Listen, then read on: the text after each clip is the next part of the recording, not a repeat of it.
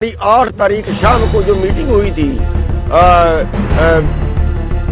माननीय अमित शाह से जो मीटिंग हुई थी उसमें मैंने ये क्वेश्चन किया था कि अमित शाह जी आप ये बताइए कि आप 23 फसलों का एमएसपी तय करते हैं, क्या आप 23 की 23 फसलें आप पूरे देश से एमएसपी पे खरीदने के लिए तैयार हो? उन्होंने क्लियर जवाब दिया था कि नहीं खरीद सकते, ये केवल उतना खरीदेंगे जितना इनका पीडीएस में पीले कार्ड वालों के पास बांटना है, केवल उतना एमएसपी पे खरीदेंगे, एमएसपी घोषित करेंगे लेकिन खरीदेंगे नहीं। ये अमित शाह ने क्लियर कर दी। जो बीजेपी बोल रही है वो सफेद झूठ बोल रही है। सिर्फ लखपत गुरुद्वारे को लेकर बातचीत हुई, हमारे गुरुद्वारे क्या आप लोगों की क्या बात है? गुरुद्वारा नया बनने का था और कुछ नहीं।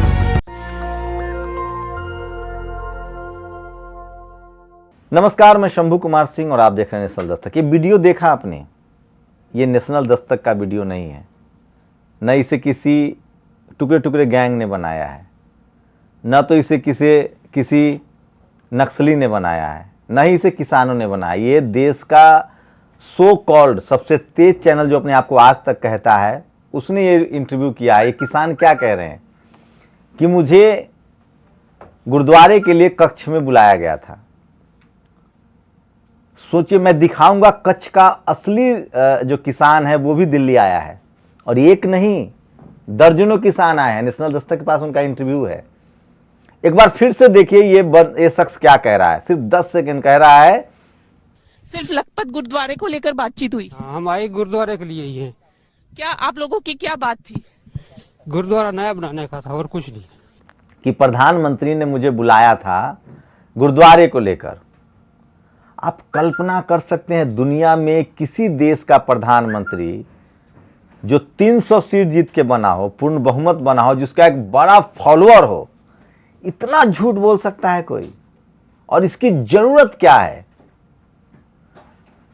कल एक मेरे कलीग हैं, वो कह रही थी कि अगर आप एक झूठ छुपाना चाहते हैं ना, तो आपको झूठ पर झूठ, झूठ पर झूठ, झूठ पर झूठ, हजारों झूठ बोलना होता है।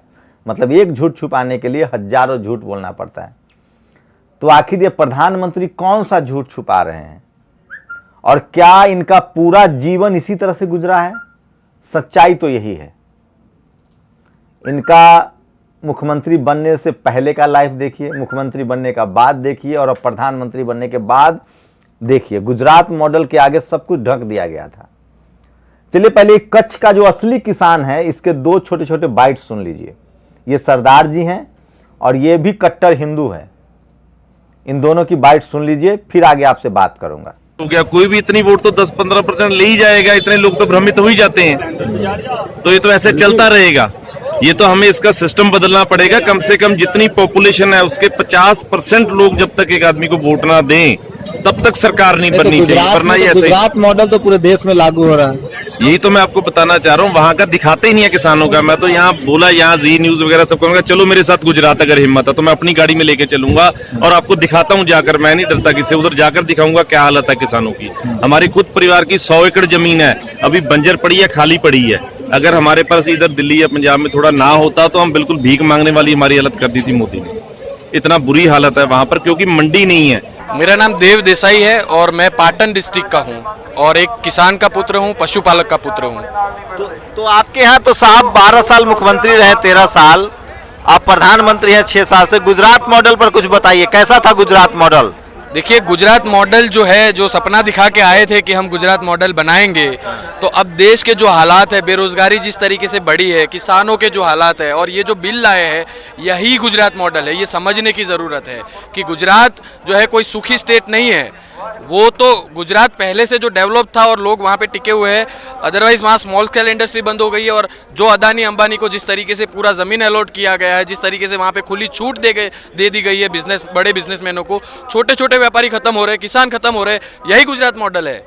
तो सुना आपने, ये नेशनल दस्तक पर इन्होंने कहा है। इनका नाम ये है, इनका पता है, ये कच्छ के किसान हैं और ये गुजरात मॉडल है। साहब, क्या इस देश को 2 लोगों ने, जो दोनों गुजरात से आते हैं, गुजरात भारत का हिस्सा है, मैं अखंड भारत की बात करता हूं, मैं संविधान की बात करता हूं, तो क्या अमित शाह और मोदी ने मिलकर इस देश को गुमराह कर रखा है?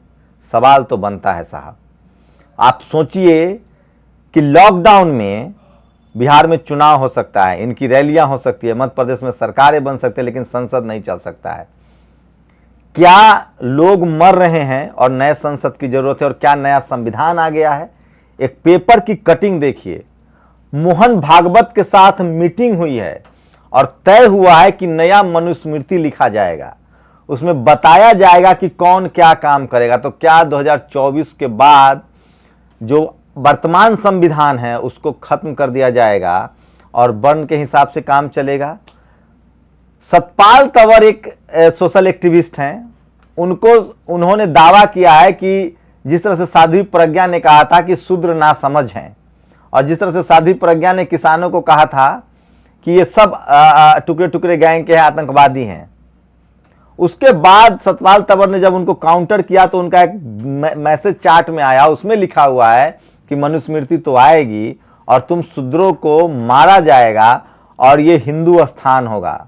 ये भारत, इंडिया, जिसको अभी तक ये हिंदुस्तान कहते हैं, अब ये पूरी तरह से हिंदू स्थान में तब्दील होगा और मनुस्मृति तो लागू होगी। अब आगे सुनिए, सरकार कह रही है, अमित शाह भी मिलकर बात करते हैं, तोमर ने कहा है, जो कृषि मंत्री है वो तोमर ने कहा है कि भैया हम 303 सीट के जीत के आए हैं और किसान बिल तो सुधारेंगे। जनता कह रही है कि सर हमको ये बिल नहीं चाहिए। जो इस देश में एमएसपी गुजरात में एमएसपी नहीं है, बहुत पहले खत्म हो गया। अब गुजरात सिर्फ 2 लोगों का है, हाईवे उनका है, सड़क की बात कह रहा हूं, अहमदाबाद में एयरपोर्ट उनका है। एक शख्स मुझे बता रहा था कि कैसे अंबानी अडानी को मोदी जी ने राइट और लेफ्ट हैंड बना रखा है, और अब तो लोग कह रहे हैं कि ये सचमुच चौकीदार हैं, अंबानी अडानी के चौकीदार हैं।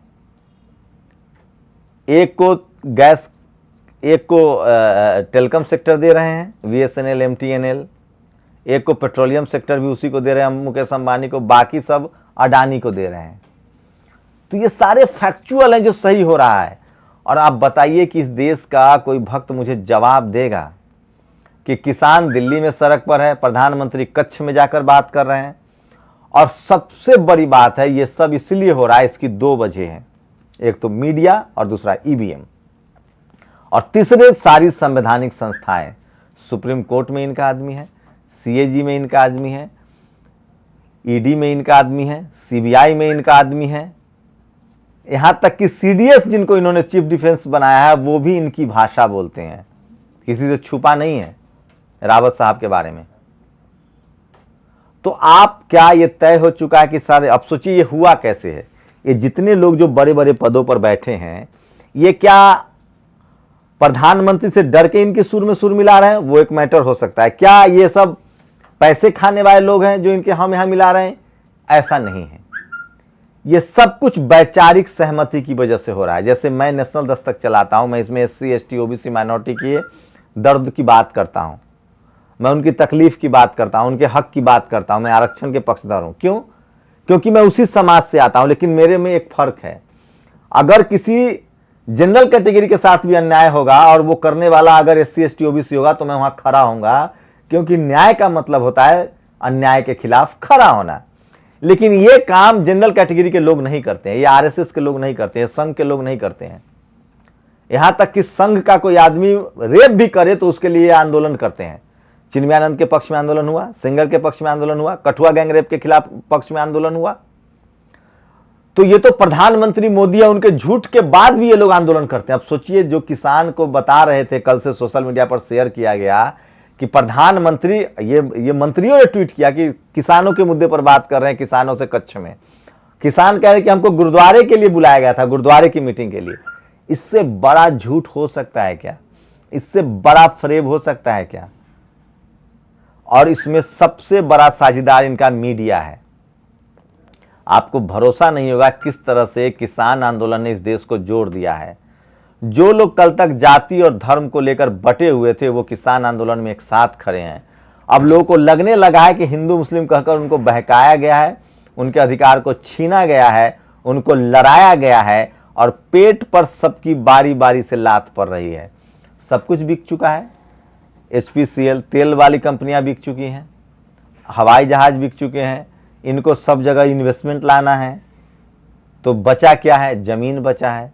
और जमीन में क्या है? पंजाब हरियाणा का उपजाऊ जमीन बचा है।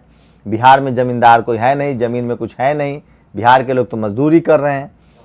तो दरअसल इनकी कोशिश है कि इस जमीन पर भी कब्जा, ये सारा कुछ जो रेलवे बेचा जा रहा है, एयरपोर्ट बेचा जा रहा है, LIC बेचा जा रहा है, सब पर जमीन पर नजर है।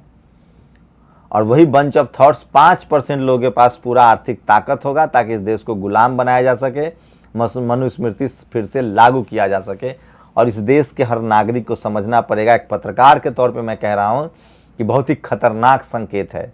अगर ये किसान आंदोलन असफल हुआ तो फिर आप समझ लीजिए कि अमित शाह जो कहते हैं कि 250 तक रहेंगे तो वो रहेंगे। सोचिए, संसद का विंटर सेशन नहीं चल रहा है।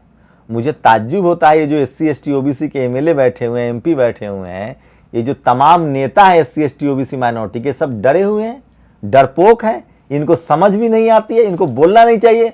अरे अखिलेश यादव जी, तेजस्वी यादव जी, अरे SC ST OBC माइनॉरिटी के मेंबर ऑफ पार्लियामेंट, विधायक, MLA, जब मनुस्मृति लागू हो जाएगी ना तो नंबर तुम्हारा भी आएगा। हो सकता है शंभू का नंबर पहले आ जाए, मुझे जेल में डाल दिया जाए, मुझे मार दिया जाए, लेकिन नंबर आपका भी आएगा, आपका बाद में आएगा। तो सोचिए किस तरह की सोचिए, जो सरकार किसानों की नहीं हुई वो दलित, पिछड़े, आदिवासियों की होगी। किसान में कौन लोग हैं? जाट हैं, गुर्जर हैं, पटेल हैं, यादव है, तमाम OBC के लोग हैं जिनके पास जमीनें हैं, ठाकुर हैं, जनरल कैटेगरी के लोग हैं। उनकी जब किसान बात नहीं सुन रही, जो कि कल तक कट्टर हिंदू थे, जो इनको राम मंदिर पर वोट दिए, 370 पर वोट दिए, अब उनकी भी बात मानने के लिए तैयार नहीं। लेकिन सबसे बड़ी बात है कि एक प्रधानमंत्री कितना झूठ बोल सकता है, और वो भी झूठ पकड़ा जा रहा है। सोशल मीडिया पर क्या रिएक्शंस है वो मैं आपको सुना रहा हूं, वो बड़ा इंटरेस्टिंग है। ये देखिए, ये एक से एक इंटरेस्टिंग है जो मैं आपको दिखा रहा हूं कि पहले तो शुक्रिया जीतनराम मांझी जी, कल से ये चल रहा है, मैं आपको चाहता हूं कि सुनाऊं तमाम। ये देखिए, ये मैं आपको जियो की हवा निकल गई है, जियो की हवा निकल गई है। कम से कम 5 करोड़ लोगों ने जियो छोड़ दिया, पोर्ट करवा लिया है। ये सुशांत सिन्हा है, इसका तो कुछ कहना ही नहीं, इतना बड़ा भक्त तो मैंने आज तक जीवन में देखा ही नहीं। ये शख्स कह रहा है कि मसाज पार्लर, ये सुन लीजिए, 10 सेकंड सुनिए इसका। ये शख्स पत्रकार कहता है अपने आप को, और हम किसान का भला चाहते हैं इसलिए बिल समझा रहे हैं। जो किसान का भला नहीं चाहते वो वहां उनको इकट्ठा करके बैठाए हुए और पिज्जा खिला रहे हैं। किसान पूछिए कितने दिन पिज्जा खिलाओगे भाई, जरा बता दो। तो कहता है कि किसानों को पिज्जा और फुट मसाजर दिया जा रहा है, ये कोई और कर रहा है। अरे सुशांत सिन्हा, पहले तो आप जिस जाति व्यवस्था से आते हैं ना, मनुवाद से, आपको तो हल भी नहीं आपने पकड़ा होगा। इस देश में SC ST OBC माइनॉरिटी हल पकड़ता है, खेत जोतता है। अगर तुम्हारे पास जमीन भी होगी तो तुम जमींदार होगे, और बिहार में जमींदारी जैसा कुछ रहा नहीं। पिछले 15 साल से मैं आपको एक पत्रकार के तौर पे जानता हूं, तुम सत्ता के साथ रहते हो, तुम लोग बहुत शातिर आदमी हो। तुम लोग वही आदमी हो जो मुगलों के साथ थे, अंग्रेजों के साथ थे, और अब प्रधानमंत्री मोदी के साथ हैं। तुम कांग्रेस के भी साथ थे जब कांग्रेस की सरकार थी, तो सत्ता से तुमको प्यार है। मैं वही कह रहा हूं ना, जितने जो तमाम supreme court, bureaucracy, media, judicial, ये सब लोग जाति की वजह से, जाति विशेष के लोग हैं। ये सब लोग धर्म विशेष के लोग हैं। इसको सिर्फ हिंदू कह के मत टरकाइए, हिंदू नहीं है। हिंदू में साध्वी प्रज्ञा ने सही कहा है, हिंदू में SC ST OBC शूद्र है, जाट शूद्र है, गुर्जर शूद्र है, तमाम किसान जातियां शूद्र है। तो ये शख्स कह रहा है कि ये बताइए, किसान, जिस पंजाब हरियाणा के किसान इतना अनाज कमाते हैं, उनके पास वो मसाज नहीं जानते हैं, उनका बेटा जज नहीं है, उनका बेटा IAS नहीं है, IPS नहीं है। ये किसानों को गाली दे रहा है। एक बार फिर से ये वीडियो देख लीजिए, थोड़ा लंबा होगा लेकिन देखिए। पिज्जा की डिलीवरी कितने दिन होगी पूछ लीजिए, क्योंकि जैसे ही अगर ये बिल, मान लीजिए, हालांकि इसकी उम्मीद ना के बराबर है कि बिल वापस होगा, बिल वापस हुआ और इनका काम बन जाएगा, ये पिज्जा तो भूल जाइए, आपके घर में मुफ्त में 1 किलो प्याज नहीं पहुंचाएंगे। अब उसके बाद देखिए, ये अखिलेश आनंद है, पक्का भक्त। ये मीडिया में जिन लोगों को कांग्रेस ने जाति के नाम पर सब सारे संस्थानों पर बैठाया था, वो सब संघी निकल गए। और कांग्रेस भी वही है, दूध की धूली नहीं है। राजस्थान में आदिवासियों को सत्ता से दूर रखने के लिए पंचायत चुनाव में बीजेपी और कांग्रेस मिल गई। कोरोना के समय चुनाव हो सकते हैं, रैलियां हो सकती है, लेकिन संसद का सत्र नहीं। गजब वाकई डर कोरोना का ही है। ये तंज है। देखिए पिज्जा अर्नब गोस्वामी किसानों को पिज्जा खाने का खबर दिखा रहा है। अमित शाह के लिए किसी रैली में काजू आया था, उसके नेता टूट पड़े। आप जाइए किसानों के रैली में, आप चाय पीजिए, पिज्जा खाइए, आप हलवा खाइए, कोई भाई साहब 2 प्लेट नहीं लेता है, लाइन लगती है और आराम से लोग थोड़ा लेके निकल जाता है। लूट नहीं मस्ती है। कितना आत्मसम्मान है किसानों के अंदर। जब कभी जाइए आप सिंघू बॉर्डर और टिकरी बॉर्डर। शुक्रिया गुरु नानक साहब, शुक्रिया कि आपने इस देश को इंसान बनाया, सबको साथ मिल बैठकर खाना सिखाया और परोपकार की भावना हुई। और ये देखिए ये सही चोट मारी है किसान पुत्रों का। जियो बिलबिला रहा है। देखिए ये मास्क लगने से फोटो खराब आती है क्या? प्रधानमंत्री मास्क भी नहीं लगा रहे। आप मास्क नहीं लगाएंगे तो 2000 का जुर्माना है साहब। फोटो जीतन राम मांझी रीढ़ वाले निकले हैं। उन्होंने साफ साफ सवाल उठाया है कि प्रधानमंत्री मोदी जल्दी से जेपी नड्डा इस पर कार्रवाई करे साध्वी प्रज्ञा पर। वो हमको शूद्र कह रही है। शुक्रिया जीतन राम मांझी जी, कम से कम हमारे 182 SC ST और OBC के सांसदों को जो कि 200 के आसपास है, उनको इनसे सबक लेना चाहिए। मीडिया वोंट्स तो देखिए एम्स में कोरोना जैसी महामारी में नर्सेस हड़ताल पर थी, लेकिन इसकी खबर दबा दी गई। दिल्ली बॉर्डर पर 20 किसान मारे जा चुके हैं, लेकिन देश के प्रधानमंत्री दिल्ली से 1200 किलोमीटर दूर कच्छ में किसानों से बात कर रहे हैं। आज हरियाणा के तो ये देखिए ये प्रधानमंत्री जी ने आज कच्छ गुजरात में विभिन्न नागरिक समूह से चर्चा की। समान लोगों के साथ संवाद और जमीन। ये ट्विटर पर पीयूष गोयल ट्वीट करता है। उनकी सोच का फर्क देखिए, वो भीख को भी दान कहकर लेते हैं।